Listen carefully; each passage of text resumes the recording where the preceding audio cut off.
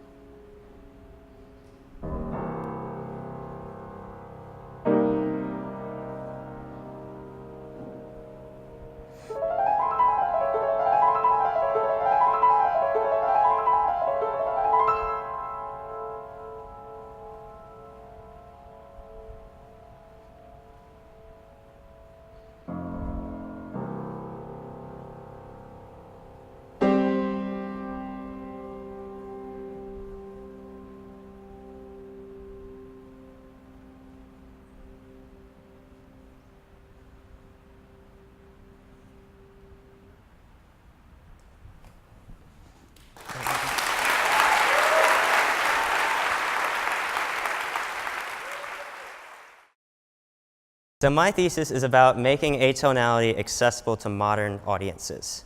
But before I can even begin to discuss how to do that, let me move this piano a little bit over. We need to talk, first, why don't I start with what is atonality, okay? So think of all the different types of music you know. Pop music, country music, classical, jazz, they all have one thing in common, right? They all sound like music. And the reason they all sound like music is because they all follow certain rules. And this set of rules that these composers follow is collectively known as the tonal system. So therefore, atonal music doesn't follow those rules. So for me to explain all of how the tonal system works would take maybe 2 or 3 years, but I'm going to try to give you the 1-minute version now. So there are really only 2 concepts you have to know. Okay, so one is that of a scale.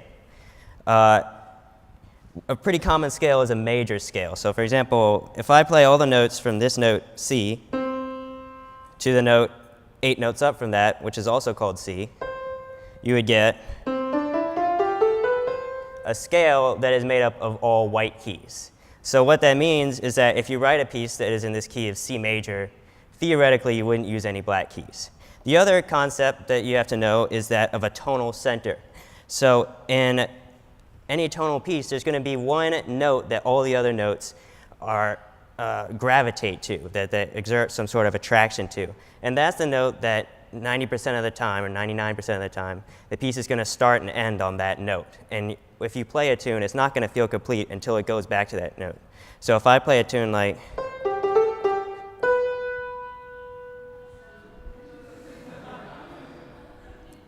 right, you should feel kind of I can tell some of you are feeling it, a pull to that tonic note. Okay, so how does all this lead to atonality? So over the years, as the tonal system developed, composers became more and more liberal in their usage of this tonal system. For example, they started using a lot of notes outside the scale, or called chromatic notes. Or they would resolve to notes and chords other than the one chord. So instead of,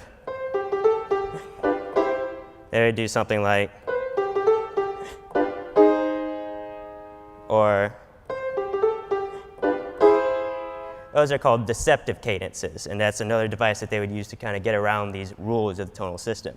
And so the founder of atonality, Arnold Schoenberg, saw this trend that over the years, composers were finding more ways to stretch the limits and interpret it in different ways of the tonal system. And so he saw this as meaning that music was about to come to a dead end. Soon, everyone would have stretched the limits of the tonal system almost beyond recognition, and there'd be no place for music to go. So his solution was to completely make a break from that system, to set the course of music back at the beginning. And so he started writing music that sounded like this.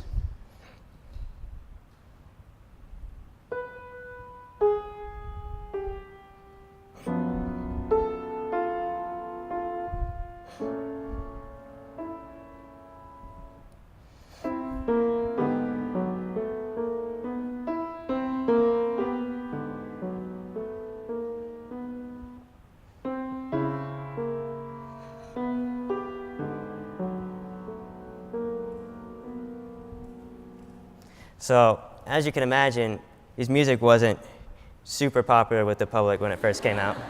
But this is kind of understandable. It is an entirely new system of music, and to understand it on first listen would be like hearing a whole new language for the first time and understanding it perfectly.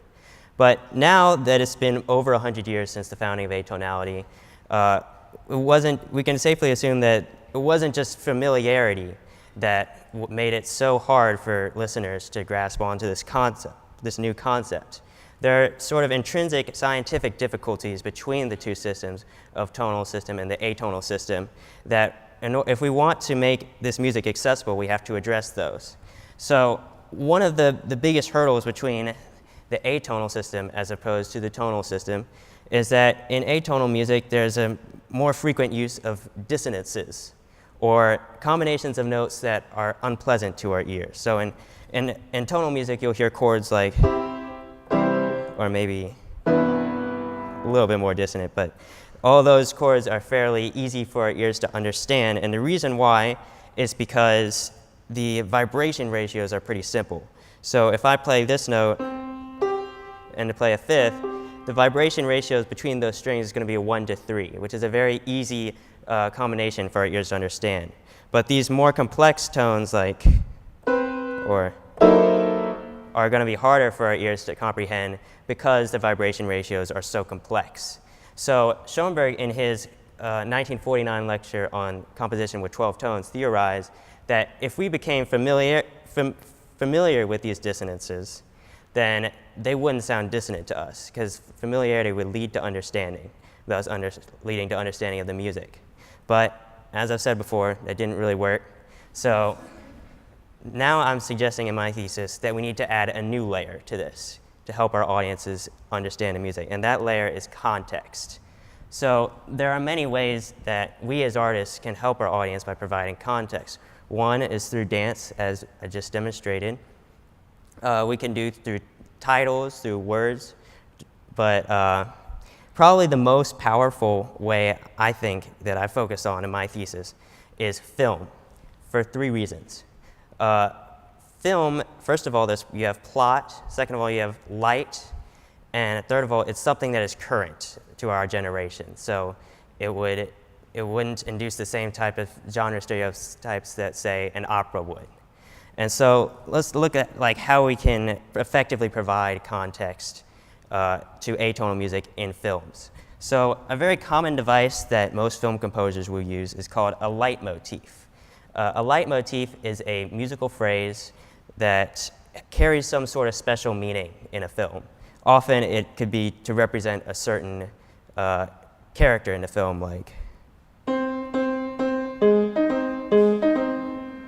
but I'm going to focus on a little bit more of an atonal kind of leitmotif that comes in the film Jaws.